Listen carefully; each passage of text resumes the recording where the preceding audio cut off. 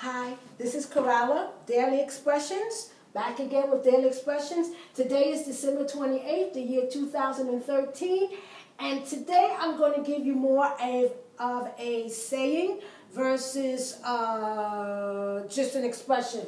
And the saying is, a bird in the hand is worth two in the air. Now, the British say in the air.